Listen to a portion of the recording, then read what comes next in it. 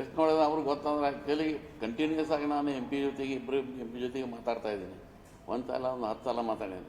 ಅವ್ರು ಪ್ರಯತ್ನ ಮಾಡ್ತಾ ಇದ್ದಾರೆ ಅಂತ ಹೇಳ್ತಾ ಇದ್ದಾರೆ. ಕರೆ ನೋಡಿದರೆ ಪ್ರಯತ್ನ ಯಾವುದು ಆಗ್ತಾ ಇಲ್ಲ. ಯಾಕಂದರೆ ಉಡಾನ ಹುಬ್ಬಳ್ಳಿನಲ್ಲೇ ಫಸ್ಟ್ ಚಾಲೂ ಆಗಿದೆ. ಹುಬ್ಬಳ್ಳಿನಲ್ಲೇ ಫಸ್ಟ್ ಬಂದ್ ಆಗಬೇಕು ಚಾಲೂ ಆಗಿರ್ತಂದ್ರೆ, ಆಮೇಲೆ ಬೆಳಗಾವಿ ಚಾಲೂ ಆಗಿದೆ. ಅದು ಆಮೇಲೆ ಬೆಳಗಾವಿ ಆಮೇಲೆ ಬಂದಾಗಿದೆ. ಹುಬ್ಬಳ್ಳಿನಲ್ಲೇ ಉಡಾನ ಬಂದಾದರೂ ಕೂಡ ಫ್ಲೈಟ್ ನಡೀತದೆ, ಬೆಳಗಾವಿ ಯಾಕೆ ನಡೀತಾ ಇಲ್ಲ ಅಂತ ನಮ್ದು ಕ್ವೆಶ್ಚನ್ ಇದೆ. ಇವನ್ ಕೊಲ್ಲಾಪುರ್ನಲ್ಲೂ ಪುಣೆ ಆಗಲಿ, ಫ್ಲೈಟ್ ಆಗಲಿ, ಬಾಂಬೆ ಆಗಲಿ, ಪುಣೆ ಬಾಂಬೆ ಬಿಡಲಿ, ಬೆಳಗಾವಿನಿಂದಲಿ, ಬೆಳಗಾವಿಯಿಂದ ಹುಬ್ಳಿಗೆ ಹೋಗಲಿ, ಮತ್ತು ಹುಬ್ಳಿಯಿಂದ ಮತ್ತೆ ಬಂದು ಬೆಳಗಾವಿ ಬಂದು ಹೋಗಲಿ, ಅಥವಾ ಒಳ್ಳೆ ಬೆಂಗಳೂರಿಂದ ಹುಬ್ಳಿದಿಂದ ಡೈರೆಕ್ಟ್ ಹೋಗಲಿ, ನಾವು ಹುಬ್ಳಿ ರೇಟು ಕೊಡ್ತೀವಲ್ಲ. The blame is on whom? Whether it is on companies or whether it is on the politicians, or whom the blame is that they are stopping the... What is happening? Some political pressure has been put by Hubli side that is the reason the flights are going to Hubli. From our side there is no backing here. And the MP is giving quiet. ಹಂಗಾಗಿ directly तिकडे चालले. इथं plane कोण आमच्याकडे हे नाही आहे strongly करण्यासारखं. When it came to trains, Prahlad Joshi didn't allow trains to cross Hubli. Now when it comes to civil aviation also, again there is the same problem that Mr. Joshi is using his influence and ensuring that flight services continue from Hubli, and he is nowhere, they are stopped here. So you are making a vocal allegation on this, or you are just indicating that he is... No, that might be, because we cannot take somebody's name that somebody is pulling. It politically it is going there. Who is responsible, that we want to understand. Don't take the name. It will not be exposed. It is our duty to take up the many of the times earlier also when it was done, that it is our duty to see that we get the facility at Belgaum. We have nothing to do with the facility what is going to Hubli.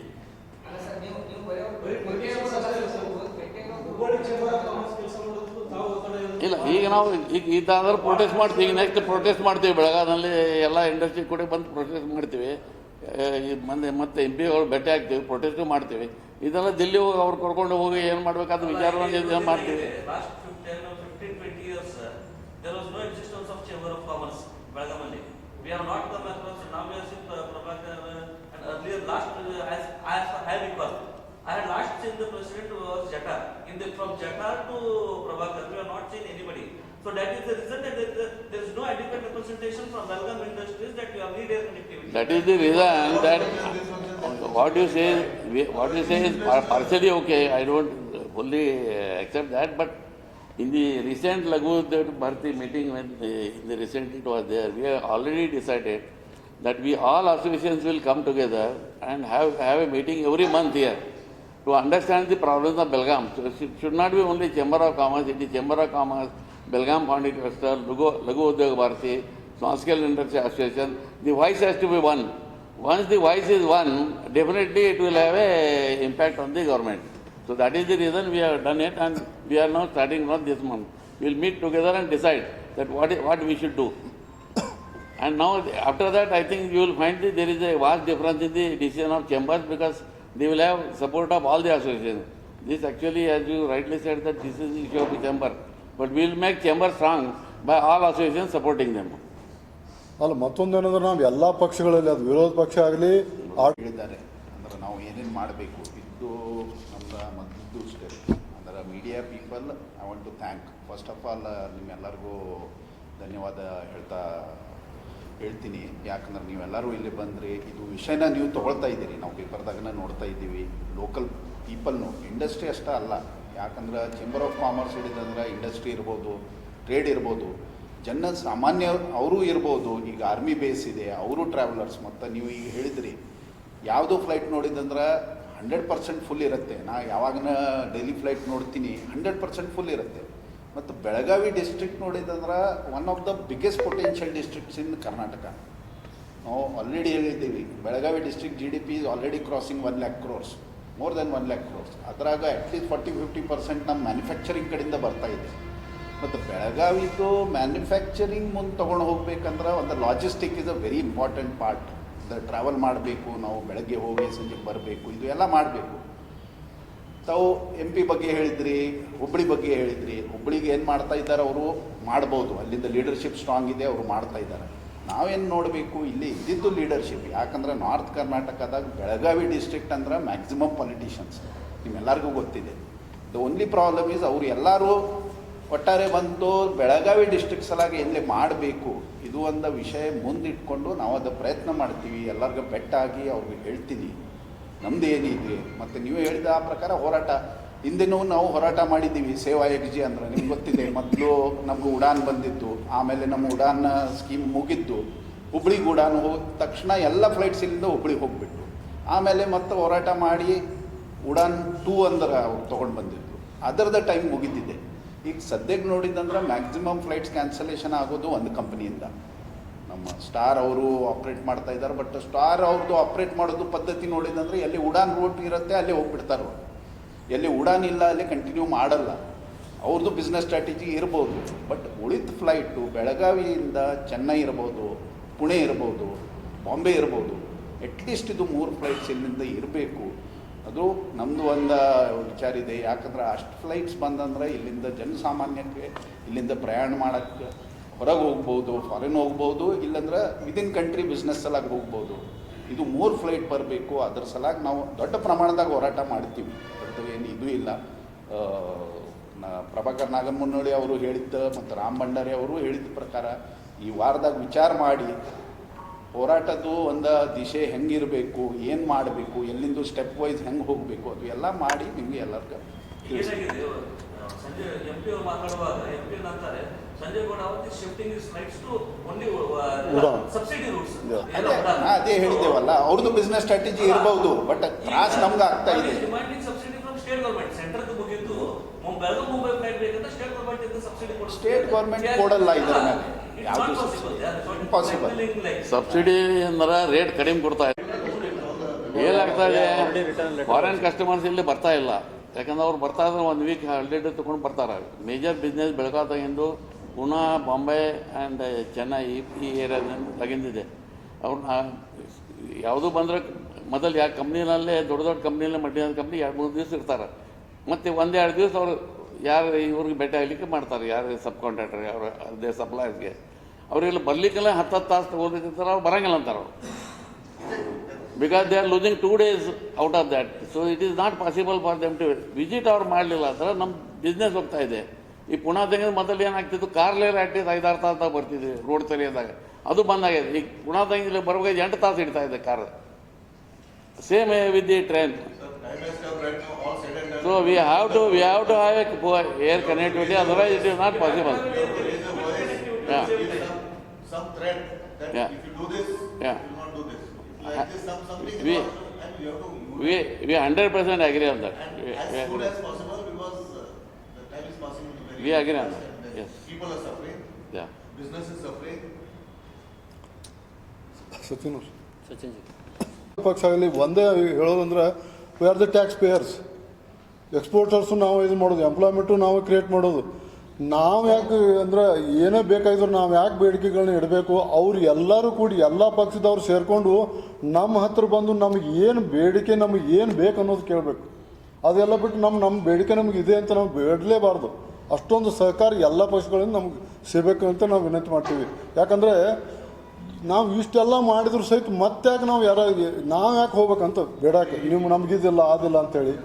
People are saying this, that when people are saying this, there is a voice going over. Like that when you have an imported MP, yeah these problems take place. Yes ನೋಡು ಅದು ನಾವು ಅದನ್ನ ಅನ್ನೋದು. ಯಾಕಂದ್ರೆ ಯಾವುದೇ ಪಕ್ಷದವ್ರು ಇದ್ರು ನಮ್ಮ ಹತ್ರ ಬಂದು ಕೇಳಬೇಕು ಎಕ್ಸಾಕ್ಟ್ಲಿ ನಿಮ್ಗೆ ಏನು ಬೇಕು ಅನ್ನೋದು. We have 4 MPs in Belgaum, not 2. We have 4 MPs in Belgaum. 4 MPs are not representatives. If all together if they raise a if you have extra pressure, something will happen. So you could start from protest now. So Yeah. you can announce a date of protest and That is better. You take some collective Okay, 1 week decision and and- announce it. ಹಾಂ 1 week ಮಾಡ್ತೀವಿ ಅಂತ discussion ಮಾಡಿ. No, within a week we'll discuss and we'll finalize. First we'll go and meet the MP. Within a week. And then we'll decide, we'll discuss and then find out. Thank you, Satish. Good morning, all. Once again, I welcome all the press media members. ನನ್ನ ಆತ್ಮೀಯ ಎಲ್ಲ ಪತ್ರಿಕಾ ಬಾಂಧವರೇ, ಇವತ್ತಿನ ದಿವಸ ಬೆಳಗಾವಿಯಿಂದ ನಿರ್ವಹಿಸುತ್ತಿರುವ ಹಲವಾರು ವಿಮಾನ ಸೇವೆಗಳ ಕಳಪೆ ಸಂಪರ್ಕ ಹಾಗೂ ಹಠಾತ್ ಸ್ಥಗಿತವು ಉದ್ಯಮಿಗಳಿಗೆ ಹಾಗೂ ನಿರಂತರವಾಗಿ ಪ್ರಯಾಣಿಸುವ ಪ್ರಯಾಣಿಕರಿಗೆ ಹೆಚ್ಚಿನ ಅನಾನುಕೂಲತೆಗಳನ್ನು ಮಾಡಿದೆ. ಈ ಗಂಭೀರ ಸಮಸ್ಯೆಯನ್ನು ಕುರಿತು ಬೆಳಗಾವಿ ವಾಣಿಜ್ಯ ಹಾಗೂ ಕೈಗಾರಿಕಾ ಮಂಡಳಿ ಕಾಲಕಾಲಕ್ಕೆ ಭಾರತೀಯ ವಿಮಾನ ನಿಲ್ದಾಣ ಪ್ರಾಧಿಕಾರದ ಗಮನಕ್ಕೂ ತಂದಿದ್ದರೂ ಸಹ ಈವರೆಗೆ ಯಾವುದೇ ಗಮನಾರ್ಹ ಸುಧಾರಣೆ ಕಂಡು ಬಂದಿಲ್ಲ. ಈ ಹಿನ್ನೆಲೆಯಲ್ಲಿ ಪ್ರಸ್ತುತ ಪರಿಸ್ಥಿತಿಯ ಕುರಿತು ಚರ್ಚಿಸಲು ಈ ಹಕ್ಕೋತ್ತಾಯ ಮಂಡಿಸಲು ಇವತ್ತು ನಾವು ಎಲ್ಲ ಸಂಘಗಳ ಜೊತೆಗೆ ಚೇಂಬರ್ ಆಫ್ ಕಾಮರ್ಸು ನಾವೆಲ್ಲರೂ ಕೂಡಿ ಇವತ್ತು ತಮ್ಮೆಲ್ಲರನ್ನು ಇಲ್ಲಿ ಕೂಡಿಸಿದ್ದೇವೆ. ಒಂದನೇದಾಗಿ ಮುಂಚೆ ನಮ್ಮಲ್ಲಿ ಏನು ಉಡಾನ್ ಸ್ಕೀಮ್ನಲ್ಲಿ ಸಾಕಷ್ಟು ವಿಮಾನಗಳು ಹಾರಾಡುತ್ತಿದ್ದವು ಬೆಳಗಾವಿನಿಂದ. ಯಾಕಂದರೆ ಬೆಳಗಾವಿ ಮೇನ್ ಸೆಂಟ್ರಲ್ ಆಗೋದ್ರಿಂದ ಈ ಹುಬ್ಬಳ್ಳಿಯಲ್ಲಾಗಲಿ ಅಥವಾ ಕೊಲ್ಹಾಪುರ ಆಗಲಿ ಅಥವಾ ಗೋವಾನಲ್ಲಾಗಲಿ, ಈಗ ನಮ್ಮ ಬೆಳಗಾವಿ ಯಾವಾಗ ಫ್ಲೈಟ್ಸ್ ಚಾಲೂ ಇದ್ದವು ಆವಾಗ ಹುಬ್ಬಳ್ಳಿಯಿಂದ ಜನ ಬೆಳಗಾವಿದಿಂದ ಎಲ್ಲ ಕಡೆಗೂ ತಮ್ಮ ಪ್ರಯಾಣವನ್ನು ಬೆಳೆಸ್ತಿದ್ದರು. ಅದೇ ಥರ ಕೊಲ್ಹಾಪುರದಿಂದ ಬರ್ತಿದ್ರು, ಗೋವಾದಿಂದ ಬರ್ತಿದ್ರು. ಈ ಹುಬ್ಬಳ್ಳಿ ಫ್ಲೈಟ್ಸ್ ಹಾರಾಡು ಯಾವಾಗ ಚಾಲೂ ಇರ್ತಾವಾಗ ಕೊಲ್ಹಾಪುರದಿಂದ ಜನ ಹುಬ್ಳಿಗೆ ಬರೋದು ಭಾಳ ಕಷ್ಟ. ಅದೇ ಥರ ಹುಬ್ಳಿಯಿಂದ ಕೊಲ್ಹಾಪುರ ಹೋಗೋದು ಭಾಳ ಕಷ್ಟ ಆಗುತ್ತೆ. ಗೋವಾದಿಂದ ಜನನೂ ನಮ್ಮಲ್ಲಿ ಅಂದರೆ ಸುತ್ತಮುತ್ತಲು ಈ ಕೊಲ್ಹಾಪುರ ಹೋಗೋದ್ರಿಂದ ಭಾಳ ಕಷ್ಟ ಆಗುತ್ತೆ. ಇದೊಂದು ಸೆಂಟ್ರಲ್ ಪ್ಲೇಸ್ ಆಗೋದ್ರಿಂದ ಈ ಫ್ಲೈಟ್ಸು ಏನು ಮುಂಚೆ ಉಡಾನ್ ಸ್ಕೀಮ್ನಲ್ಲಿ ನಡೀತಿದ್ವು ಅವು ಮತ್ತೆ ಪ್ರಾರಂಭಿಸಲಿ.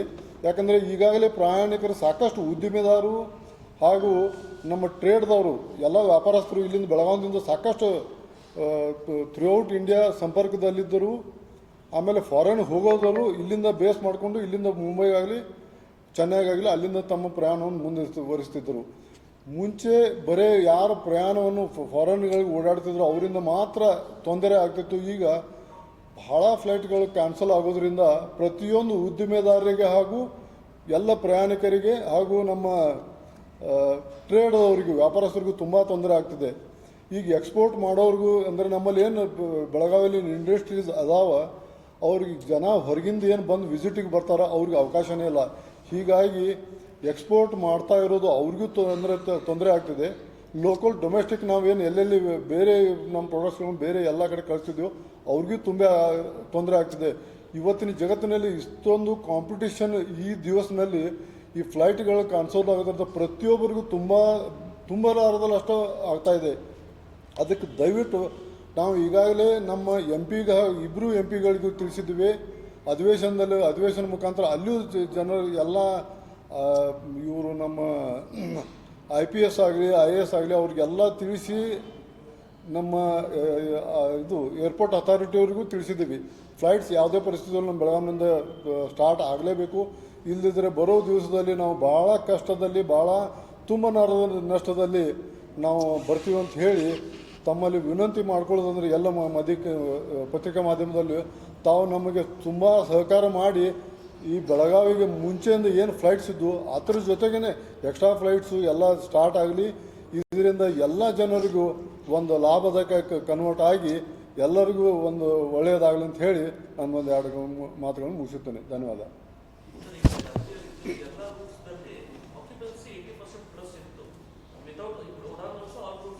ಎಸ್, ಹೌದು.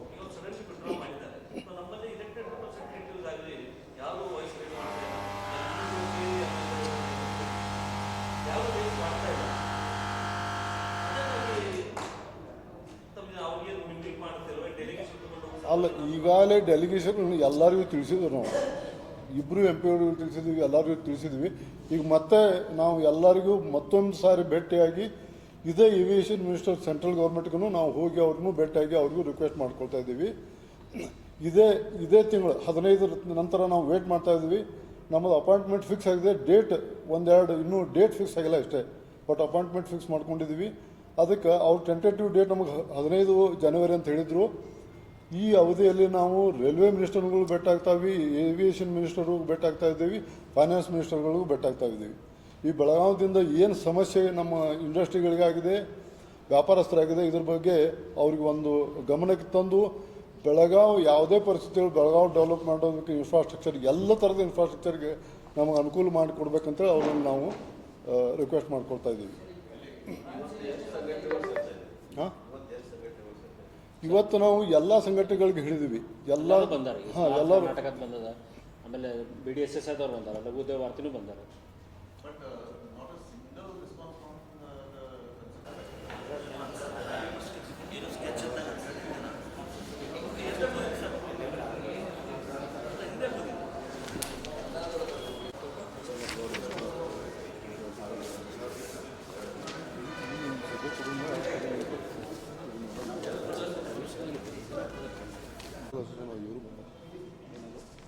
ಇಂಡಸ್ಟ್ರಿಯಲ್ ಸ್ಟಾರ್ಟ್ ಮಾಡೋಣ.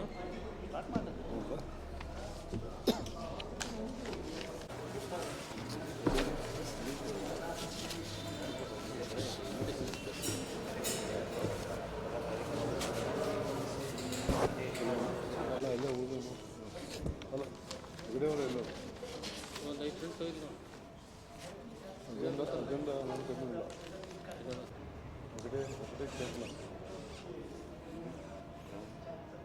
ಪ್ರಗತಿಗಾನೆ